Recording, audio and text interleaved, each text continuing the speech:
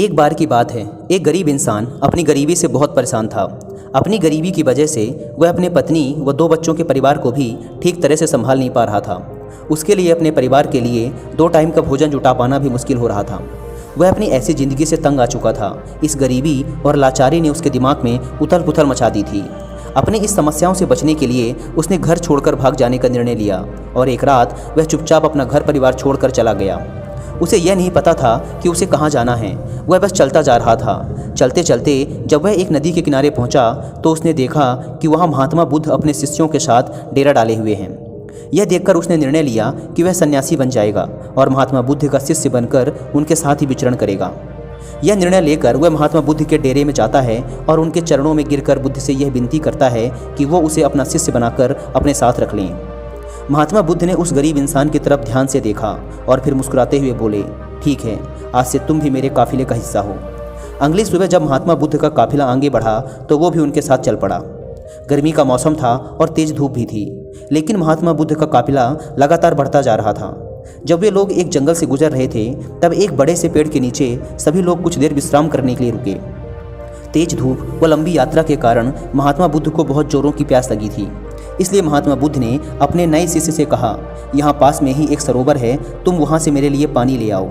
महात्मा बुद्ध की आज्ञा पाकर वो गरीब इंसान सरोवर की तरफ पानी लेने चल पड़ा।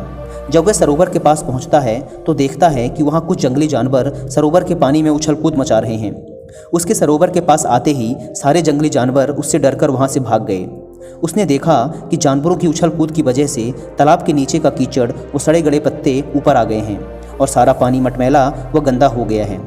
यह देखकर वह बिना पानी लिए ही चुपचाप वहाँ से वापस लौट जाता है और बुद्ध से जाकर कहता है, बुद्धा, उस सरोवर में तो बहुत ही गंदा पानी था, उसे तो पिया ही नहीं जा सकता। शिष्य की बात सुनकर बुद्ध कुछ देर तक तो शांत रहे, लेकिन थोड़ी ही देर बाद उसे बुलाकर कहा, जाओ उसी सरोवर से पानी ले आओ। महात्मा बुद्ध का यह आदेश सुनकर वह शिष्य पानी लेने तो चल पड़ा, लेकिन अपने मन में यही सोचता जा रहा था कि महात्मा बुद्ध इतने गंदे पानी को पिएंगे कैसे। लेकिन जब वह सरोवर के पास पहुंचता है तो यह देखकर चकित रह जाता है कि सरोवर का पानी एकदम साफ और निर्मल हो चुका है। वह सरोवर का पानी लेकर महात्मा बुद्ध के पास जाता है और उनसे पूछता है कि थोड़ी ही देर में सरोवर का पानी इतना साफ कैसे हो गया।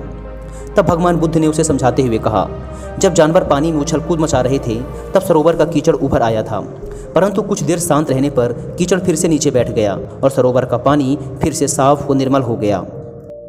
इसी प्रकार हमारे मन के साथ भी यही होता है। जीवन की भाग दौड़, समस्याएं व मन की अशांति हमारे दिमाग में उथल पुथल मचा देती है और तब हम जल्दबाजी में गलत निर्णय ले लेते हैं। परंतु यदि कोई भी निर्णय लेने से पहले हम अपने दिमाग को शांत रखें और धैर्य के साथ बैठकर सोचें तो हमारे मन की वो उथल पुथल भी पानी के उस कीचड़ की तरह शांत हो जाती है और तब हम जो भी निर्णय लेते हैं वो हमेशा ही सही होता है। इसलिए बुरे समय में इंसान को कभी भी धीरज नहीं खोना चाहिए।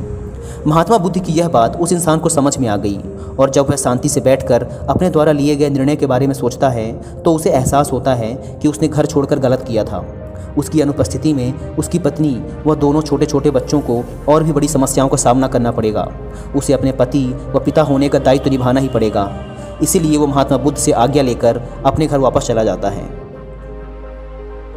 दोस्तों, इस कहानी से हमने सीखा कि हमें कभी भी अपने निर्णय अशांत दिमाग व जल्दबाजी में नहीं लेना चाहिए, बल्कि दिमाग को शांत रखते हुए वो भविष्य के बारे में सोचकर ही सही निर्णय लिए जा सकते हैं।